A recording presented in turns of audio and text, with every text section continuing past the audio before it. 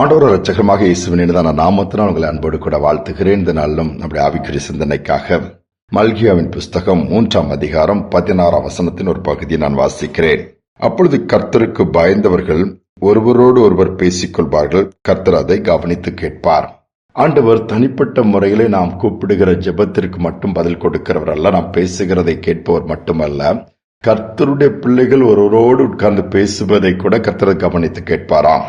வேதம் அழகாக சொல்லுகிறது அல்லவா, எங்கே 2-3 பேர் என் நாமத்தினால் ஒருமனப்பட்டு கூடியிருக்கிறார்களோ அவர்கள் மத்தியில் நான் இருக்கிறேன் சொல்லுகிறார். இயேசு என்கிற நாமத்தினால் கூடி வருகிற கூடுகை எல்லாவற்றிலும் இயேசு இருப்பார்.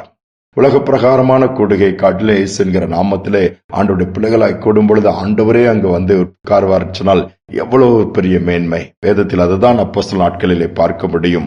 அவர்கள் எல்லாம் ஒருமனப்பட்டு ஒரு இடத்துல கூடி வருவாங்க. அந்த இடம் அசையும். தேவ வல்லமை பலத்த விதமாய் ஊற்றப்பட்டது. பலத்த காரியங்கள் நடந்தது. அற்புதங்கள் எல்லாம் எளிதாக நடந்தது. ஒரு அசைவை ஏற்படுத்தப்பட்டது. இன்னைக்கு ஒரு மனதோடு கூடி வருகிற கூட்டங்கள் குறைஞ்சு போச்சுது. ஆண்டவருடைய நாமத்தினால் கூடுகிற கூட்டங்களும் குறைந்து போய்விட்டது. பாருங்கள், கர்த்தருடைய பிள்ளைகள் சொல்லப்பட்டிருக்கிறது. அவங்க கர்த்தருடைய பிள்ளைகள் கர்த்தருடைய காரியங்களை குறித்து தான் பேசுவார்கள். இன்னைக்கு நாம் எப்படி இருக்கிறோம்? நாம் கூடி வருகிற இடத்தில் எப்படிப்பட்ட காரியங்களை பேசுகிறோம்? ஆண்டவருடைய பிள்ளைகளாய் நாம் பேசுகிறது எல்லாவற்றையும் கர்த்தர் கவனித்து கேட்பாராம். கவனித்து கேட்பதோடு மட்டுமல்ல, அந்த காரியங்களில் நமக்கு அவர் உடனே உதவி செய்ய வல்லவராயிருப்பார்.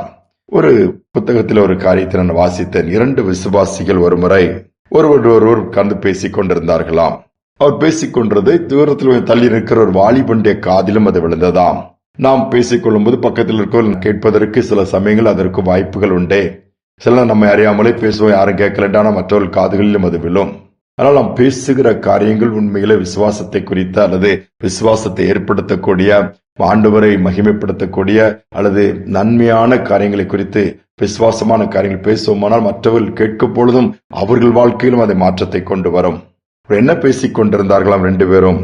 தன்னை பூரணமாய் ஒப்புக் கொடுக்கிற மனுஷனை தேவன் வல்லமையாய் உபயோகப்படுத்த எவ்வளவு ஆவலாய் இருக்கிறார் தெரியுமான்னு பேசினார்களாம். அதாவது ஆண்டவர் தன்னை முழுவதுமா எந்த மனிதன் ஒப்புக் கொடுக்கிறான், இந்த வாலிபன் ஒப்புக் கொடுக்கிறானோ அல்லது வாலிப பிள்ளை ஒப்புக் கொடுக்க அல்லது பெரியவங்க ஒப்புக் கொடுக்கிறாங்களோ அவங்களை எடுத்து வல்லமையாய் பயன்படுத்த ஆண்டவர் காத்து கொண்டிருக்கிறாரு, ஆவலோடு கூட இருக்கிறார் சொல்லி அதை குறித்து டிஸ்கஸ் பண்ணிட்டு இருந்தாங்களாம். முழுமையா இன்னைக்கு ஒப்புக் கொடுக்கக்கூடிய ஆட்கள் இல்லையே என்று சொல்லி ஒரு வேதனையோடு ஆதங்கத்தோடு. இது கொஞ்சம் சற்று தூரத்திலிருந்து ஒரு வாலிபன் காதுகளில் விழுந்தது. இந்த வார்த்தை அவனை தூங்க விடவில்லை. ஏன் நான் ஒப்புக் கொடுக்க கூடாது ஆண்டவருக்கு என்னை முழுவதுமாய்? ஏன் ஆண்டவர் என்னை வல்லமையாய் பயன்படுத்தக்கூடாது? பூரணமாய் அந்த நாளிலே அர்ப்பணித்து தன்னை ஒப்புக் கொடுக்கிறான்.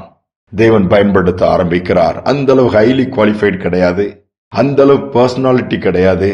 ஆனாலும் கூட தேவனுக்கு தன்னை முழுமையா ஒப்புக் கொடுத்தபடியினால் தேவன் வல்லமையாய் பயன்படுத்தினார். அந்த மனிதனுடைய ஊழியத்தை குறித்து எழுதியிருக்கிறது. ஒரு கையில அமெரிக்காவையும் மறு கையில ஐரோப்பியாவையும் எடுத்து அப்படியே அசைத்தார் என்று சொல்லுது. அதான் D.L. மூடி சொல்லப்பட்டிருக்கிறது. D.L. மூடி வாலிபனாக இருக்கும்போது இந்த வார்த்தை அவருடைய காதுகளில் விழுந்தவுடனே அவரால் சும்மா இருக்க முடியல. ஏன் நான் என்னை அர்ப்பணிக்க கூடாது? பாருங்கள், கர்த்தருடைய பிள்ளைகள் பேசிக் கொண்டிருந்தார்கள். கர்த்தர் மட்டும் கவனித்து கேட்டார் சொல்லி வேதம் சொன்னாலும் இந்த வாலிபன் காதிலும் விழுந்தது. இந்த கர்த்தருடைய பிள்ளைகள் பேசின வார்த்தை கிரியேச்ச ஆரம்பித்தது. உலக பிரசித்தி பெற்றதோடு மட்டுமல்ல, உலகத்தை அசைத்த ஒரு ஊழியக்காரனை உருவாக்கிடுச்சு. நாம் பேசுகிற வார்த்தைகள், நாம் தியானிக்கிற தியானங்கள் அல்லது நாம் கூடி வரும் பொழுது பேசிக்கொள்கிற காரியங்கள் என்ன? இது ஆண்டவருக்கென்று பிள்ளைகளை எழுப்பக்கூடியதா இருக்கிறதா அல்லது நல்வழிப்படுத்தக்கூடியதா இருக்கிறதா? மாற்றத்தை கொண்டு வரக்கூடியதா இருக்கிறதா? இருக்க வேண்டும் என்று ஆண்டவர் விரும்புகிறார். ஜெபிப்போமா? எங்கள் அன்பின் பரலோக தகப்பனே, நாங்கள் பேசுகிற அநேக நேரம் சொல்லுகிறோம், நாங்கள் பேசினா யாரு கேட்க போறா, எங்க வார்த்தைக்கு என்ன மரியாதை இருக்குன்ற அநேகர் கவலைப்படுகிற இந்த நாட்கள்ல நீர் நாங்கள் பேசுகிறதையும் கேட்கிற தேவனா இருக்கிறீர், செவி கொடுக்கிற தேவனா இருக்கிறீர். அதோடு விட்டு விடுவதில்லையப்பா. எங்கள் விண்ணப்பங்களாக இருக்கலாம், வேண்டதாக இருக்கலாம், எங்களுடைய ஏக்கங்களாக இருக்கலாம், விருப்பங்களாக இருக்கலாம், ஊழியத்தின் காரியங்களாக இருக்கலாம், குடும்பத்தின் காரியங்களை கர்த்தருடைய பிள்ளைகளாய் பேசும் பொழுதெல்லாம் கவனித்து கேட்டு அந்த காரியங்களை செய்து நீர் கொடுத்து மகிழ பண்ணுகிற தேவனா இருப்பதற்காய் ஸ்தோத்திரம். இந்த நாளிலும் ஒவ்வொரு பிள்ளைகளுடைய காரியங்களை நீர் விசாரிக்கிற தேவனாய், போதுமானவராய் இருந்து நடத்துகிற தேவனாய் இருப்பதற்காக நன்றி செலுத்துகிறேன். இந்த நாள் முழுவதும் பிரசன்னம் இருக்கட்டும். நாங்கள் பேசுகிறதை கூட நீர் கேட்டு கவனிக்கிறபடியினாலே எங்கள் வார்த்தைகள் அப்பா விசுவாசம் உள்ளதாக இருக்கட்டும், உம்மை மகிமைப்படுத்தக்கூடியதாக இருக்கட்டும், உமக்கு பிரியமானதாக இருக்கட்டும். அப்பா, தேவையில்லாத வார்த்தைகள், தேவையில்லாத காரியங்களை நாங்கள் விட்டு எல்லா மற்றவர்களை உற்சாகப்படுத்துகிற, உயிர்ப்பிக்கிற, மற்றவர்களை தட்டி எழுப்புகிற வார்த்தைகளை பேசும்படியா எங்களுக்கு அப்படிப்பட்ட கிருபையை கொடுங்க. இந்த நாள் முழுவதும் எங்கள் வார்த்தைகள் மற்றவர்களை காயங்களை ஆற்றட்டும், மற்றவர்களை உற்சாகப்படுத்தட்டும், உயிர்ப்பிக்கட்டும்.